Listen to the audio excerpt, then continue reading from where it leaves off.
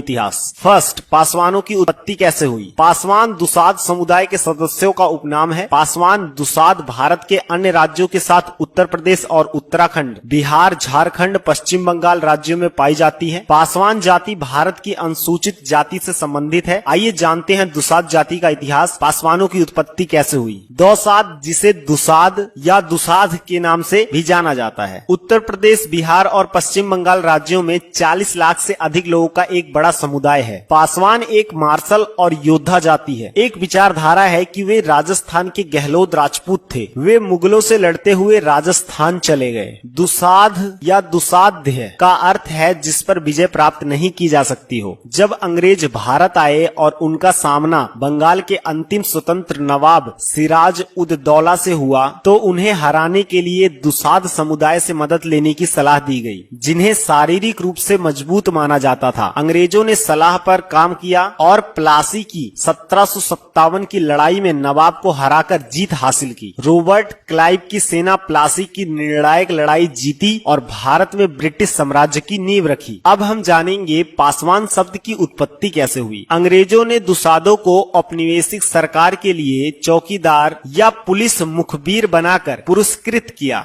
यहीं से पासवान नाम की उत्पत्ति हुई। पासवान एक उर्दू शब्द है जिसका अर्थ है अंगरक्षक। यह माना जाता है कि पासवानों ने मुख्य रूप से जमींदारों के लिए लाठी चलाने वाले चौकीदारी या कर संग्रहकर्ता के रूप में कार्य किया था। जमींदारों के साथ उनकी ऐतिहासिक निकटता से उन्हें कुछ भूमि प्राप्त करने में मदद मिली। पासवान कट्टर देशभक्त होते हैं, धर्म के लिए कुछ भी कर सकते हैं। इस जाति के सदस्य अब समाज में विकसित हो रहे हैं। यह जाति अनुसूचित जाति में सबसे विकसित जातियों में से एक है। इस जाति के सदस्य अब समाज में विकसित हो रहे हैं। वे सभी क्षेत्र जैसे राजनीति, समाज सेवा, इंजीनियरिंग, चिकित्सा, प्रशासनिक सेवाओं आदि में हैं। इनके कुल देवता महाराज चौहरमल माने जाते हैं। इस समाज की कुछ पूजा आज भी जीवंत है, जैसे आग पर चलना, खौलते हुए दूध में हाथ डालकर चलाना इत्यादि। ये अपने आप को प्राचीन और बहुत प्रसिद्ध हिंदू पौराणिक महाकाव्य महाभारत में कौरव राजकुमार दुशासन से वंश का दावा करते हैं। कर्नल टाड के अलावा अन्य लेखकों ने प्रमाण आदि द्वारा साबित करके बताया है कि दुसाध क्षत्रियों की एक शाखा है। ब्राह्मण निर्णय ग्रंथ के द्वारा भी दुसाध क्षत्रिय की एक शाखा है। क्षत्रिय वंश प्रदीप में दुसाध को क्षत्रियों की एक शाखा माना गया है। भाग 1 के पृष्ठ 409